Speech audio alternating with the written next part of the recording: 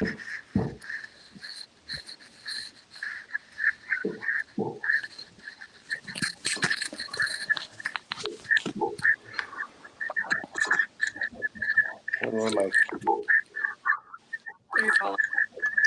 morning, everyone. Think we're ready to go? Morning. There's a lot of weird noise, though. Jordy, maybe you need to mute your intrado. More technical details before you get started. Mute your muted. More technical details before you get started. Mute your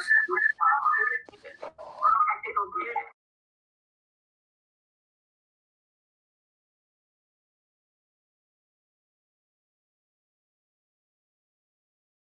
And I think Jordy will join us in a minute verbally. So good morning, I'm Josette Lewis. So good morning, I'm Josette Lewis. So good morning, I'm Josette Lewis.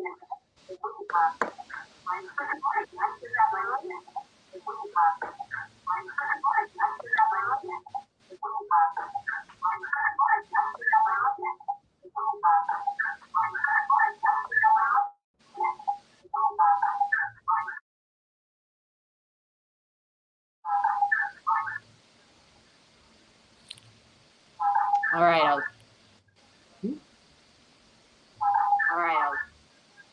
You muted in Intrado? Just to double check. You muted in Intrado? Just to double check. You muted in Intrado? Just to double check. You muted in Intrado?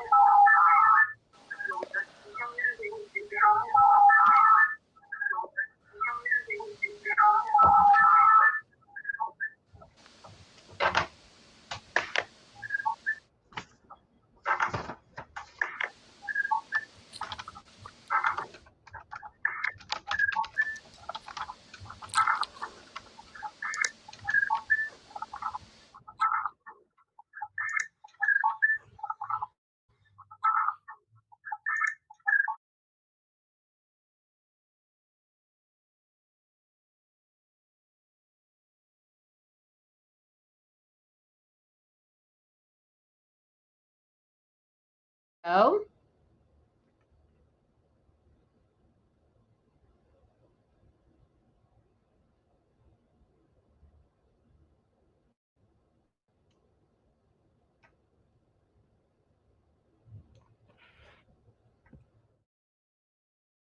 Go and get started.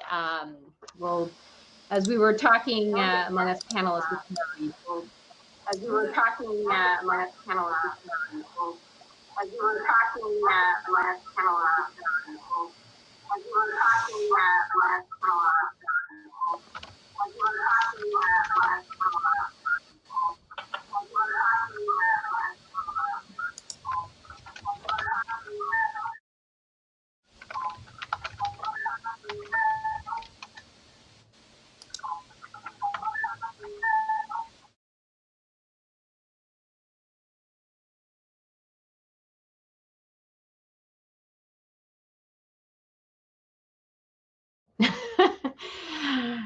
the content will overshadow or overshine the technical difficulties here. So again, I'm Josette Lewis, the Chief Scientific Officer for the Almond Board, and it is a great pleasure to be with you this morning.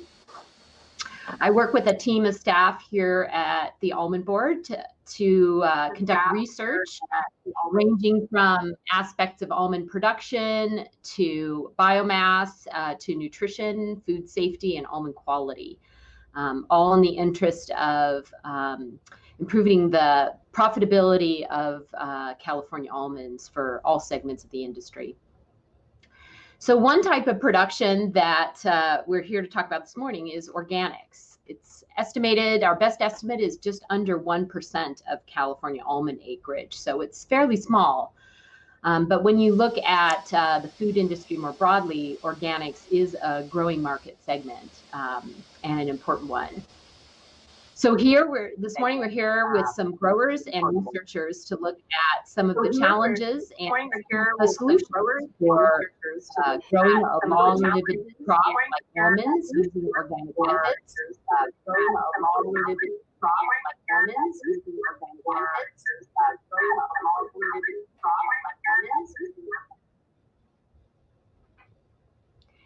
And I think we'll find in the course of that conversation, it's also an opportunity to look at production practices that work for both organic and conventional systems. So there's a lot to be learned both ways.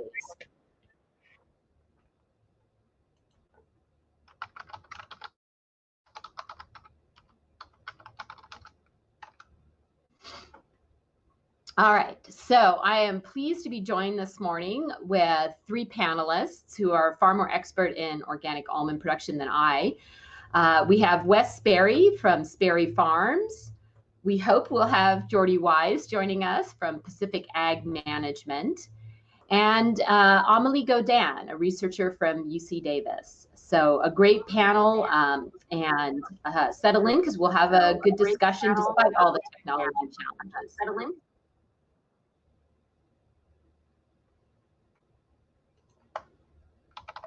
Sorry, we keep moving our technology. Okay. So I'm going to start off the discussion by having each of the panelists talk a little bit about their operation itself. So maybe start with you, Wes. Tell us a little bit about Sperry Farms, where you farm, how many acres, and whether you're all organic, whether you're all organic,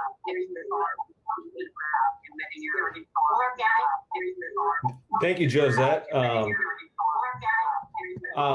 Thank you, Josette. One second here. Thank you, Josette. Yeah, here at Sperry Farms, we farm about 1,100 acres of all almonds. Currently, we have 125 acres of organic, and we started a little over a year ago with our transition to organic. So we've got 1 year under our belt with that. I'm a fifth generation California farmer, and am pretty proud of that point. And really, we've taken a just an approach to try to look at two reasons behind kind of our organic push. The first one is definitely there's a financial incentive for that. That transition. It's a 3-year process, so we're in our first year of that, and the next, and we'll kind of see through the years to come how that will play out. But the second one was really trying to do things with a more sustainable footprint on our farm. We really are concerned with looking forward into the future, looking at leaving this ground in a better condition than when we kind of inherited it. And we feel strongly that the organic approach is going to help us achieve those goals on our farm. So that being said, we're definitely committed, and with our first year under our belts, we've learned a lot, but we think the future is going to hold more possibilities for us in the organic realm, both with products and market availability. So we're excited to embark on that journey.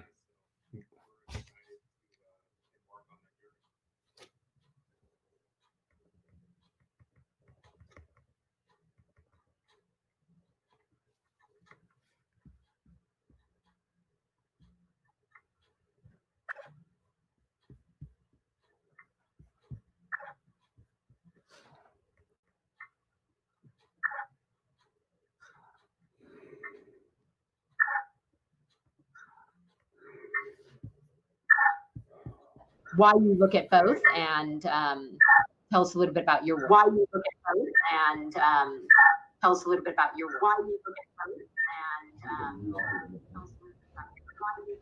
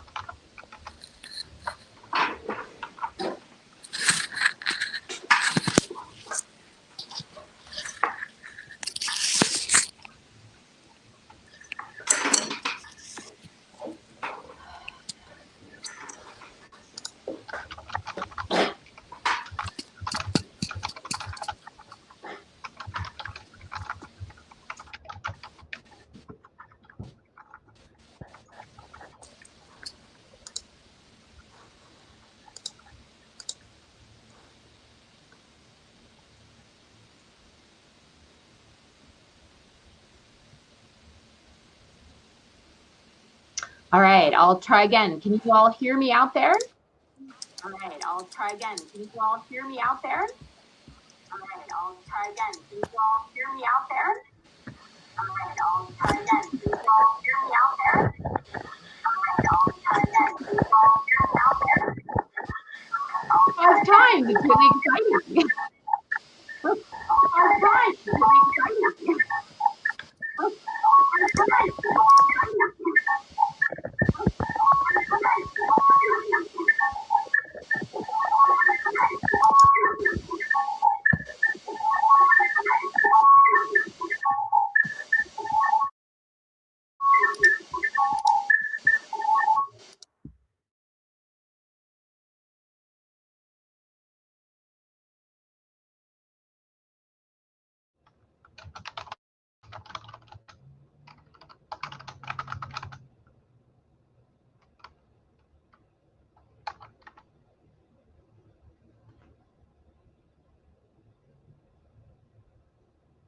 All right, we have momentary quiet.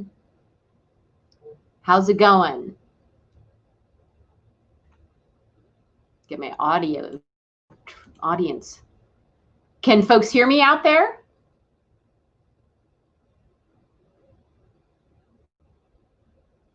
Maybe not. Oh, we can hear it. Folks can hear me now, and I have no echo, so maybe we're all right. Woohoo! Ready to roll. Awesome. We have a very excited audience, judging by the chat. So let's get back into it. Jordy, can we hear you? Maybe talk about the operation that you're associated with. Good morning. Can we hear me? Yes. Okay, very good. Very good. Thank you. Awesome. Hi, my Tell us name's about Jordan. organic production. I'm the farm.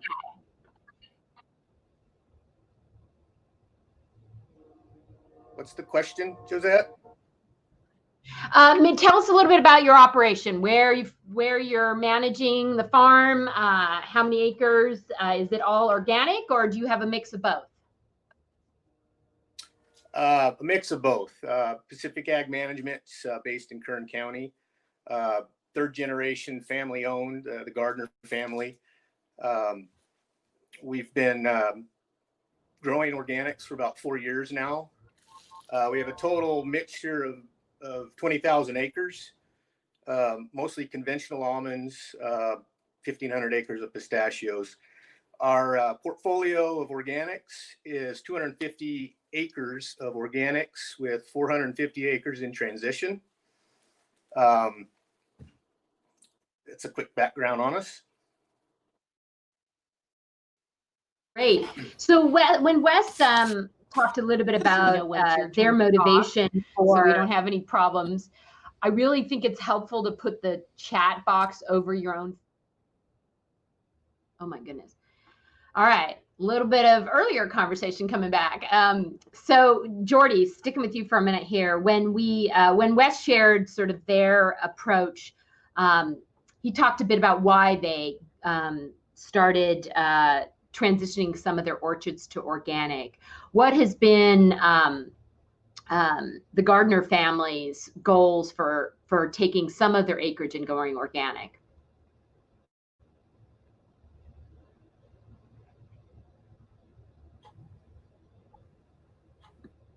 Years ago, we started looking at diversity, a niche market, risk management. Gardner family is also involved in processing and marketing their own almonds. I think it gave us a perspective to,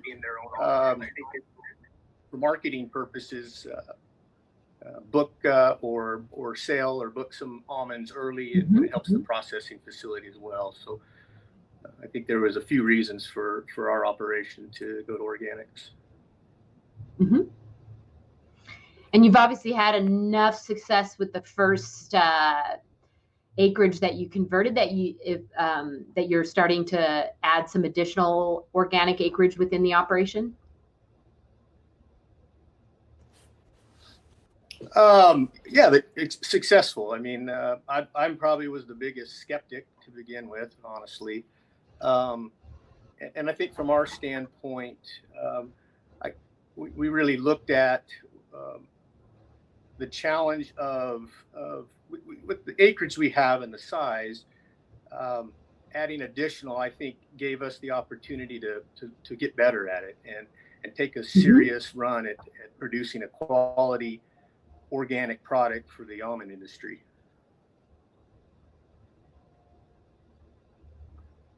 Great. Well, I think that's a really good perspective. As you said, you were one of the biggest skeptics, and you now see the opportunities that both production systems have.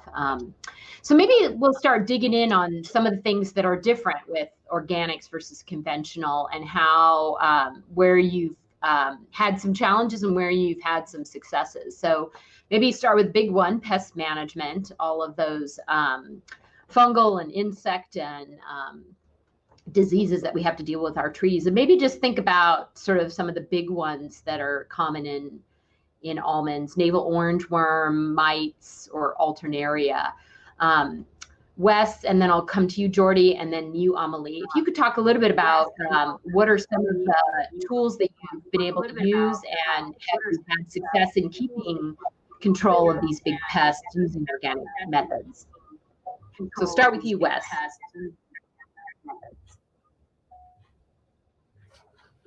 Oh, okay. Thank you, Josette. Yeah, pest management's been one of the larger concerns we've had here on the organic farm. We've had pretty good success, I think, for our first year. With only 1 year under our belt, it's hard to really know what the future is going to hold. But the first year, we used a number of different organic label fungal sprays, bloom sprays, that all seem to do really well for us. On the navel orange worm side, we went with a product from Simios, their mating disruption, and we had extreme success in that range. We had, after harvest, we had worm damage results that were on par or below even our conventional. And we also did put in some whole split sprays along with the mating disruption from Simios, but we really felt that was a strong point of our pest management program. We got hit with mites right before harvest, and that was another big challenge. But we used a cinnamon essential oil product that was really effective, and it really was great to see this first year and see that there is a wide number of products that are pretty effective coming from the conventional side.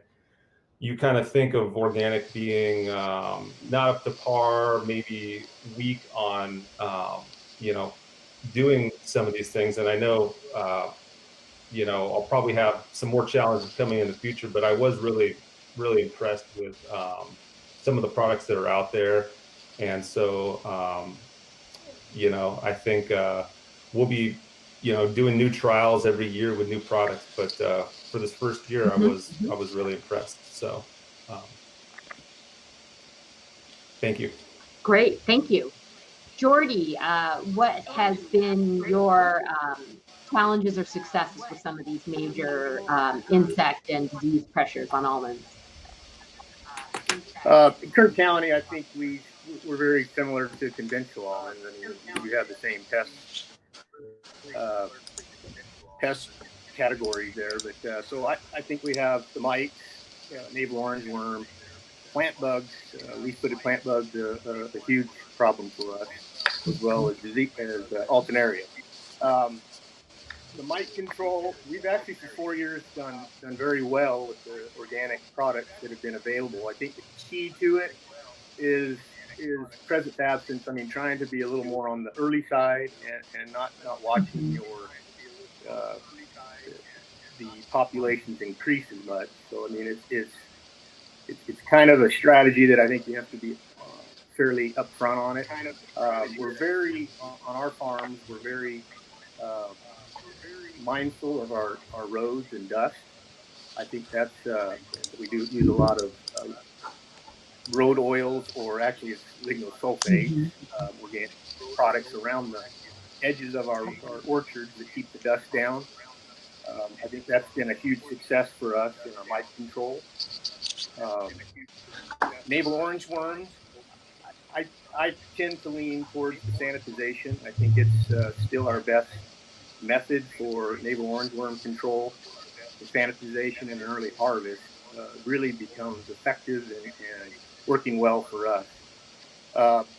Unfortunately, for the plant bugs in our area that can happen, there are no organic products for that. So there is potential. We've been very strategy for that, possibly where you go organic. Pay attention to your leaf-footed plant bug populations. Alternaria is also a pest that's a disease that is very difficult for us. A strategy behind that we tend to look to is also your varietals, and varieties can make a big difference in your disease spectrum.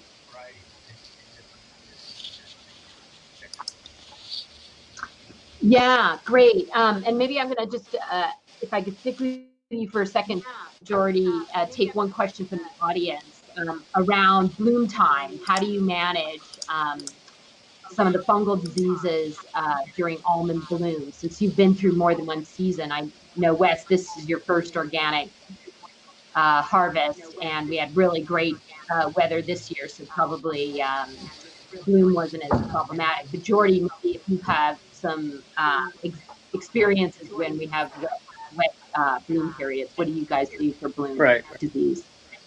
Well, fortunately for that perspective, in Kern County, our rainfall is pretty minimal. And even in our conventional almonds, I've really, over probably the last 10 years, backed off of bloom sprays. Our fungal diseases at bloom time really, honestly, have not been that difficult for us. So I mean, even in our conventionals, we don't do bloom sprays. So I mean, we're very fortunate that it's a strategy that we found. It's a little nerve-wracking, but I think if you go into it knowing your orchards don't have fungal history, I think you're fine to not be putting on bloom spray. So I think the conventional side matches, our thoughts on the conventional side matches up with the organic. So it's kind of been an easy transition there. Great. Amelie, your research, you've looked at sort of ecological systems in both conventional and organic orchards. Could you talk a little bit maybe about opportunities to use beneficial insects and things like cover crops to address ecological processes to address pest management in the long term.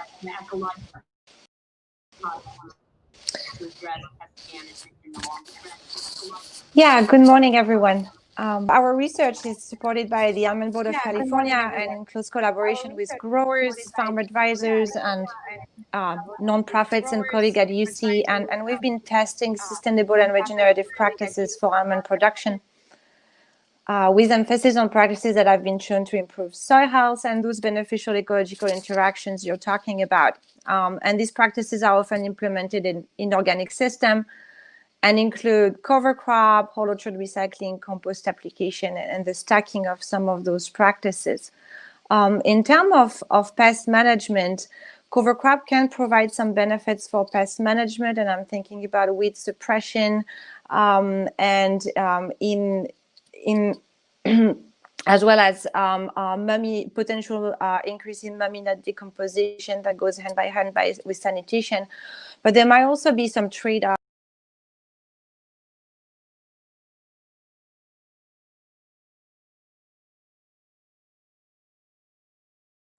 in terms of my population. If Alton for organic grower is an area that has been understudied, historically much lower level of investment compared to more conventional approaches. But I think what we heard from both growers on the panel today highlight the fact that organic growers often focus on long-term building of pest resistance by fostering some of those beneficial interaction rather than focusing on short-term fixes, because sometimes organic products are not available.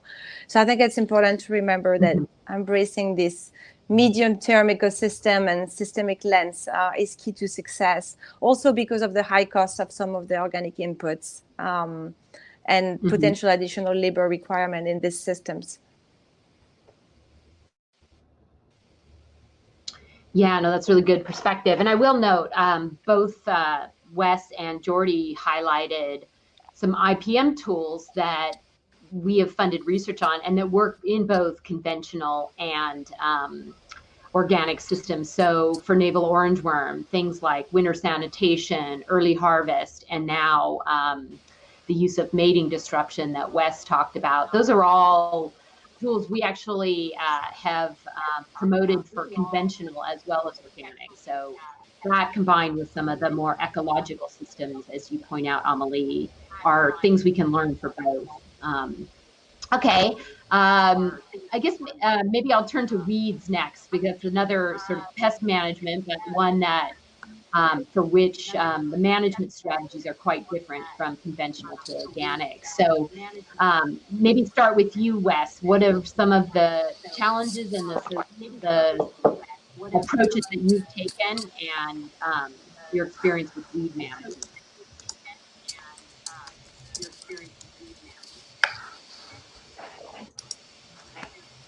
Okay. Yeah, I guess regarding weed management, that's been one of the most challenging aspects, I feel like, of the organic journey that we've taken.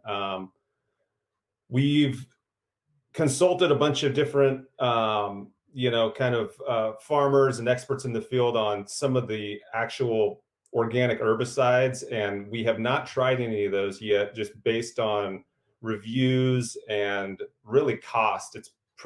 Some of these products are pretty high cost. What we have done is made the investment into a propane burner. We've been using this propane burner to burn down the weeds in our strips. On our farm, we do have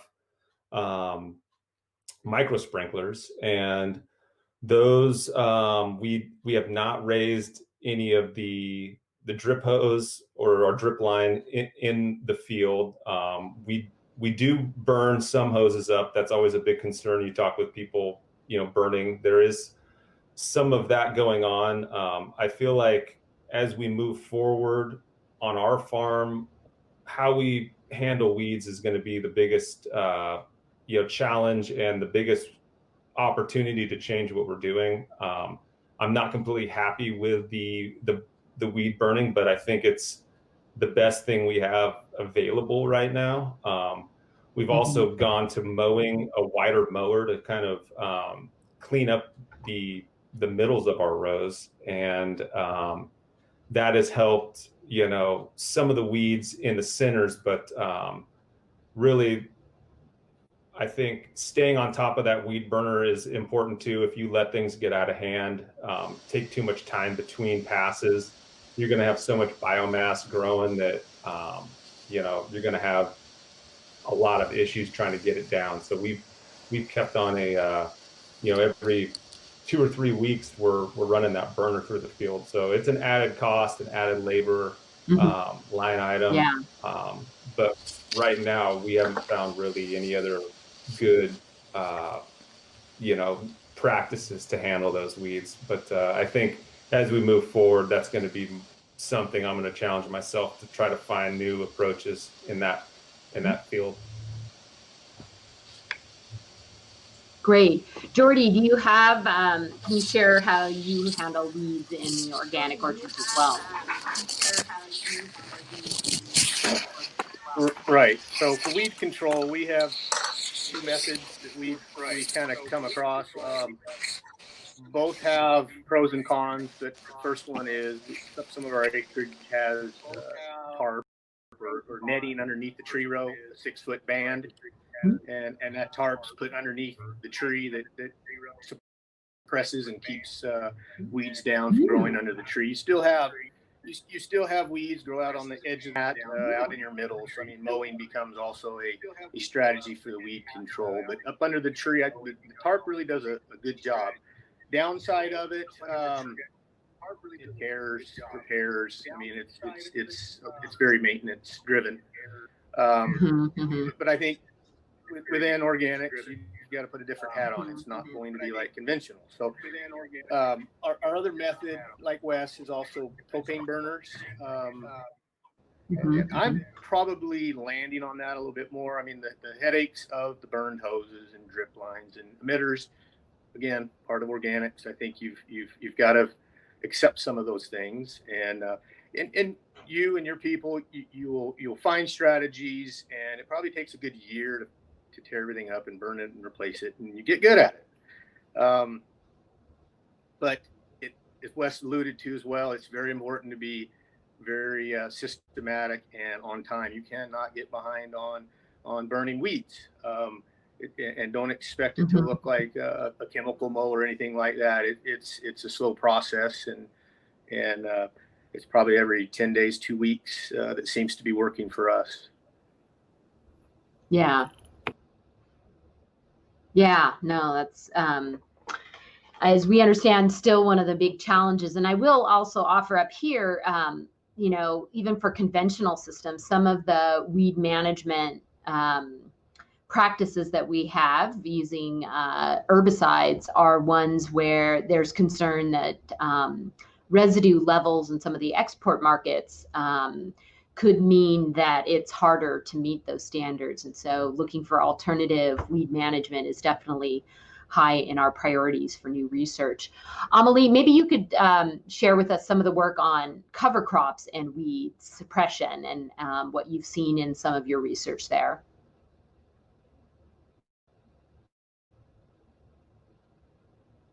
His team, and what has been found thus far is that cover crop can provide some level of weed suppression during the winter by competing with potential native vegetation there. We do not know necessarily the impacts on summer weeds quite yet, but definitely we see some weed suppression effects in the winter. Great. And maybe I'll just stick with cover crops for a minute here. Is, you know, we've funded quite a bit of research with you and others in looking at all the different aspects of cover crops. And it is a system that is very commonly adopted in organic production, but does have challenges in terms of getting enough moisture to get set in different parts of the state. So Wes, I know you you guys use cover crops. Could you talk a little bit about how that has worked in yours, and whether it's exclusively in the organic acreage that you have, or if you're also looking at it in your conventional orchards? Exclusively in the organic acreage that you have, or if you're also looking at it in your conventional orchards? Yeah, we've been cover cropping on our farm now for a number of years. Started on the conventional side, and we've taken that practice over into the organic ranch as well. Really, our approach is we've gone through a number of different trial and error scenarios on cover cropping. We started off by broadcasting seed with an ant bait machine. That didn't seem very effective. We upgraded and purchased a seed drill. We saw much better results there. But really it came down to a lot of our success with cover crop planting has just been more the timing. For us, we do not have irrigation for the cover crops. We have micro sprinklers, so really we're relying on winter rains. And with that in mind, we've got to plant right before, right after a rain event. And if, much like this year, we haven't had much rain, and so really it's hampered our planting of a cover crop. Right now, too, we're using that seed drill. We're going, an 8-foot wide path down the middle of the road with our seed drill. We're because we're doing some hedging and pruning, we plant only every other row in our organic field for cover crops, but really we leave the native vegetation. So we've got vegetation growing in the middles, regardless if we're planting or not. So I think even for the folks out there that aren't planting seeds, cover crop seeds, I mean, keeping whatever native vegetation you got going is adding to the soil health, the soil biology, adding carbon. So I think even the people that aren't fully going out there, just leave what you got going and don't burn it down, and don't try to mow it too early. So I think those are some tips I've kind of come across, but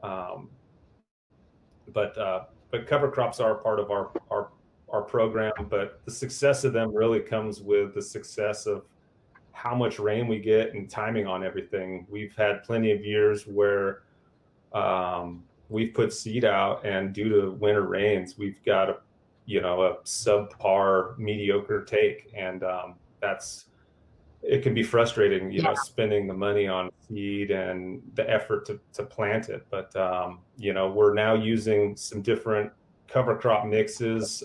We've purchased seed through Project Apis through a number of years, and we're using their soil builder mix, which has a lot of nitrogen fixing legume species. So we're trying to kind of add a variety of seeds to our mix in the field. But it's really, where we're putting the seed is not really where we're having problems with the weeds in our strips. So it's hard, we haven't really tested any of the researches look at cover crops out competing species just because we're not planting cover crops under the tree row. But that could be something in the future to try. But that's more or less been our approach at Sperry Farms. Mm-hmm. Great, thanks. And Jordy, you're much farther south, where winter precipitation is a highly limiting factor. Have you guys used cover crops at all on either your organic or conventional systems? No, we don't. We have not at this point done any intentional cover crop planting. Our cover crop is native. I mean, we do believe in native cover. We do tend to leave them, especially in the spring. Our middles, if weeds that do grow fairly long, and I think it leads back to some of the pest management as well. The IPM. I mean, you got vegetation and covers for your beneficials as well. So I believe the root structures of even the weeds, being native is very beneficial. I think it helps with water penetration and things. But as far as intentional planted, we also have some irrigation systems that, especially lower application drip applications, where we typically keep most of the water irrigating directly under the tree. So I mean, actually spending the money to put the seed in the ground. I struggle with that right now. We may look at it in the future, but struggle at it with just the sense of the cost and some of the things, knowing we're not going to get the rain. My irrigation water can't dual purpose the tree and the cover crop is. We're relying right now on native cover crops.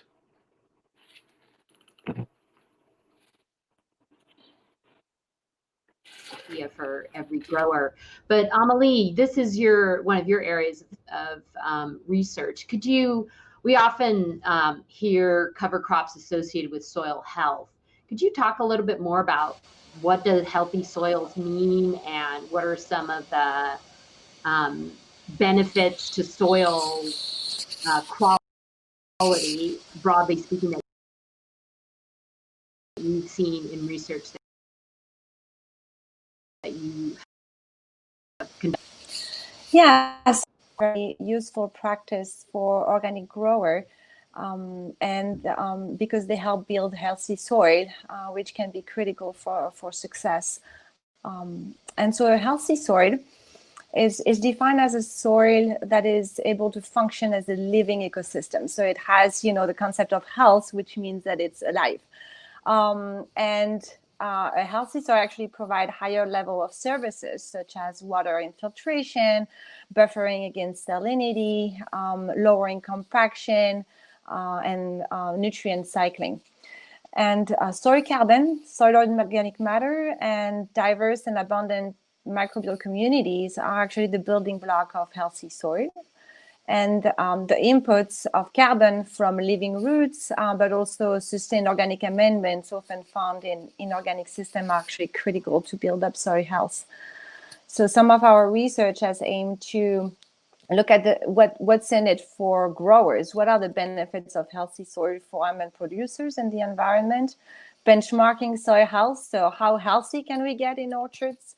And fine-tuning some of those soil health building management practices, such as cover crop, to maximize potential benefits for specific context, specific goals, and reducing some potential trade-offs.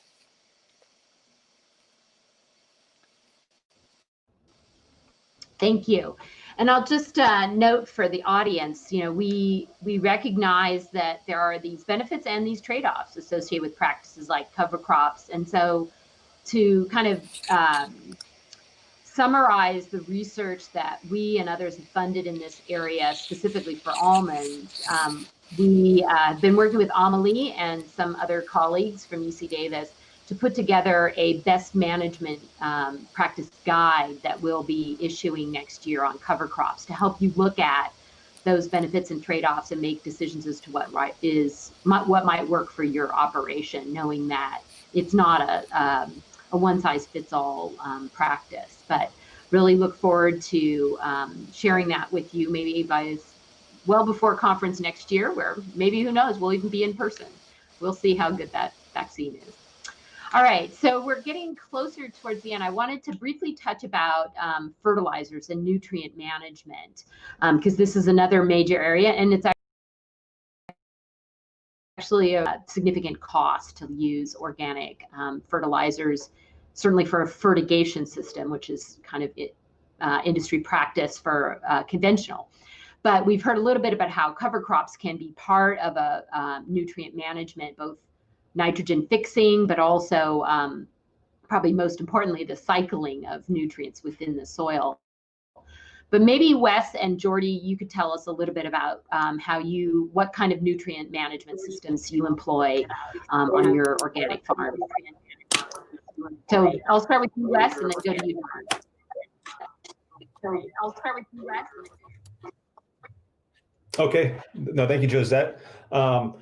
Yeah, we've really started our fertility program in the fall, kind of post-harvest, and it really has entailed using a lot of compost and a lot of kind of manure-based products in the fall. Really, like Josette mentioned, these particularly nitrogen-based organic fertilizers are really expensive. When you're coming from an organic, platform, you're used to, having these cheap blend, petroleum-based fertilizers at your fingertips that are super easy to use. They're relatively inexpensive compared to, I always thought they were expensive, but when you compare them to an organic fertilizer program, they're, the conventional side is really pretty inexpensive. So it's been a big learning curve on how to get that nutrition and do it in a good budget. It's to do that, like I said, we've done a lot of applications in the fall. The liquid organic products for particularly nitrogen are really expensive. We've used some of those during kind of bloom and nut fill kind of in the spring. And those are, more fish based, or, they're blended with some fish fertilizers and that sort of thing. But on the potash side, we've used we've got our hands on some organic sulfated potash, and so we've found some good products to use. But the nitrogen's been the biggest hurdle for us, just on a budget aspect. And so I think too, looking at foliar sprays, that's really important. There's trying to get some of these trace elements, your zinc, your boron, into the plant. Foliar applicated, I think, is really a good approach, as it is in the conventional side. So really, I think more than anything, you've got to be realistic with your budgets when you come into the organic. If you're coming from conventional into organic, really it's having a different mindset, and the timing's can be a little different. Really, we're putting a lot of things on early in the fall because, you can't really put some of these products on in the spring. You need them in the fall to kind of work into the soil. And so it's been a learning curve, but I think, looking at our first year, we had great growth of, next year's fruit wood. We've had great color to the leaves. So I feel like the trees have been healthy, and they'll respond to these, fertilizers just fine. It's more just tweaking your practices, tweaking your timings, and being realistic with the budget. Mm-hmm, mm-hmm. Yeah, Jordy, maybe turn to you to talk about your fertilizer and nutrient management systems. Sure. We also started with composting, chicken manures, and some of those things, which actually need to be incorporated into the soil. That's a practice I think I'm going to probably end up staying away from. Creates some other issues in the orchard with the ranch that we have. The organic fields are a little on the alkali side. So coming in and disking your middles. Back to the pest management thing. I mean, now I've got irrigators and people, driving through on their ATVs through the orchard checking irrigation, and now we're kicking up dust. So, I mean, it's kind of interesting in the organics. It's a big learning curve. There's a lot of cause and effect, unintended consequences. But so we've kind of left, for our practices, we've left the dry composted stuff, and we're trending more to the liquids. We pretty much, we put a sound agronomic package together, just like our conventionals, same timings, same kind of, NPK amounts that we're targeting. And from a management standpoint, workability, the liquids are so much easier. Now, the downside is the products they're made with, they tend to plug up filters, they plug up irrigation devices. I mean, little unintended consequences, things you find. So there's a challenge we're trying to work through, and I think what we're starting to do is almost dilute our liquids a little bit. 1-to-1 kind of ratios seem to really be helping. So from a standpoint of just chasing the correct nutrients, and then a management standpoint, we're trending to land on the liquid side, along with some foliar sprays. But nitrogen will be your limiting factor. It's part of the game with the organics, but the products are well enough. I mean, Wes alluded to the budget. Be realistic. It's probably 3 to 4 times your conventional costs. I mean, it's just part of the game that you've got to be willing to make that commitment to go to organics, but it's doable and successful.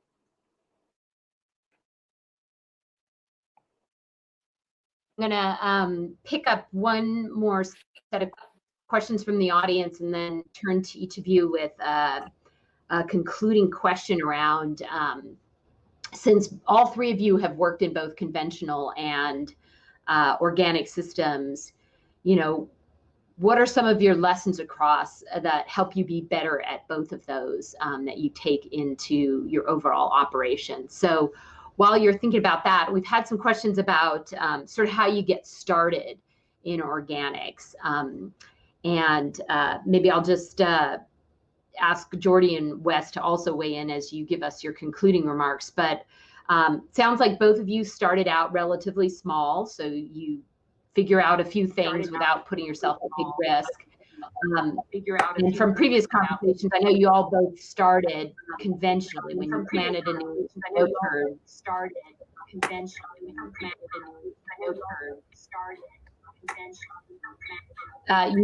You planted the trees conventionally, let them get several years old so they have a really great start, and then you do the 3-year transition. And I think that's pretty common, with the exception of people who have older orchards that they just transitioned. So maybe you could comment on sort of what are some of your lessons learned from research and from actually operating your orchards about things you learn in conventional that can translate over, or from organic to conventional, since you all do both. And maybe I'll start with you, Amelie, and then we'll go to Wes and Jordy. Well, in terms of getting started, it's true, it's common to have growers start their orchard under conventional practices to guarantee low pest pressure and optimal establishment of their long-term investments. So I think the new research highlights the potential of maybe cover crop phase pre-plant combined with whole orchard recycling and maybe anaerobic disinfestation. It might open up some opportunities for creating those good conditions for organic field preparation. But more still needs to be done to provide grower with a good package of practices for orchard establishment that does not rely on synthetic inputs. Now, in terms of working with both conventional and almond system and some of the lessons I've seen in our research, I think first, and this is what we hear from the growers on the panel today, is that those more ecological approaches to management are knowledge intensive. And so being proactive and seeking advice and experimenting solutions that work for you and your operation is critical. And it's definitely not a one size fits all. And thinking this way when transitioning or taking an organic farming practice to conventional orchard can be also helpful. We've seen something that struck me is that we see a real potential to reach similar yields in organic system. Especially if there's a mindful investment into building soil fertility. And our research in conventional systems shows that poor soil condition in terms of salinity, compaction, and filtration, for instance, can sometimes be limiting. So definitely something we've learned from the organic side that can be applied to the conventional side is that investing in soil is a win for conventional almond growers. And cover crops and sustained input of organic amendments are 2 key strategies. And then finally, I think organic practices often bring some other co-benefits to the environment and communities. And so it's interesting to also think about it in a conventional context and start bridging sometimes this philosophical divide in valuing these co-benefits in conventional system. Will be very important for sustainable production in California. Thanks. Over to you, Wes, on some of your lessons that you can apply across both your conventional and organic. Yeah, no, thank you, Josette. Yeah, looking back at my response earlier, I definitely left out a couple key points to our journey down the organics. We at Sperry Farms embarked on a pretty good little research project internally to kind of determine how to start an orchard, and felt that through our research, taking a established conventional block and transitioning it to organic would give us the best rate of success, or the best chance of success. So after doing some of that early research, we decided on the field, which was a completely separate block from our other conventional blocks. It was a bit isolated, kind of an island, you can say. And we took a fifth year orchard and started that organic transition. So that's kind of how things started. There was definitely a learning curve on paperwork. You got to find a certifier that you can work with. There's a number of them out there. There's quite a bit of paperwork. It's you got to go through and document all of your products you intend to use, your practices, and then continuously through the year, as you're realizing that your products may be changing, you have to have those cross-referenced by your certifier. So there's definitely some paperwork and a fair amount of communication that goes on between you and your certifier. Looking at, coming from that conventional background, as I was doing a lot of this research and, using mentors through the process, I came across compost tea, and really thought that was a good practice as well, to add more soil biology, trying to get fungal and bacterial species at higher rates in the soil, and let those help do some of the work on assimilating nutrients in the soil. So getting started with that on the organic was great, but I realized, man, this would be also great on the conventional blocks. So that was kind of one of those cases where you learn something and decide that it is a great practice for conventional. So really, through a lot of my research, I learned a lot about even the conventional fertilizers, and trying to find the safest ones for soil health. And so I've changed some of the practices on our conventional because of what I've had to learn on the organic. And I think it's been going great. And with 1 year, it's hard to really put a pin in how large or your rate of success, but I've been happy with how everything's been going. But just to reiterate the point, there's definitely a time component that is added to all this, that as a grower, or depending on the size of your operation, you're going to have to take that into account. And is the 3-year process that it takes to certify your ground organic. So it can disrupt, at a minimum, of the clock of the organic process. And so I feel for most people, you're going to spend more money on inputs, labor, but you're not going to see those benefits for 2 or 3 harvests. And it's a long-term commitment, and you got to be in it for the long haul. And I think, obviously in an almond market like we have right now, where prices are depressed, it's even harder to kind of see if you can make it over that hurdle. But, I'm optimistic that when we're over that hurdle, we're going to see some premiums on our crop. But I think, if you take the journey down the organic path, you're going to realize you're going to learn a lot, and you can really transfer a lot of that knowledge onto the conventional side and really be a better grower in either platform you grow under. So thanks. Great. Thank you so much, Wes. I think, Jordy, we're running out of time, but I'm just going to ask you if you could, in a minute or two, just really summarize some of the things you've learned in the organic side that you take over to management of the rest of your operation.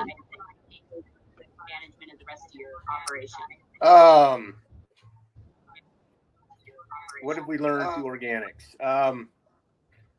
It's a different practice. I was very skeptical when we first started, but it's a very doable thing if you challenge yourself and go after it properly. You have to be realistic, though. Costs are probably going to be 25% more. Your yields are probably going to reduce 25%. So you got two things going opposite directions. But I believe the marketplace is there. It's a very rewarding process to be able to challenge yourself and grow a quality organic product. It's been very fun for us. Communication is extremely important between the office, the field. There is a lot of documentation for this. Don't assume your auditors understand you or your operation. You need to be clear to them. Your haulers may operate on a different time when they shell, when they allow the product to come in. But those are probably in the 4 years we've been growing organics, the bullet points that I think have been challenges. I'm sure there'll be some more coming in the future, but we'll tackle them and continue growing organics.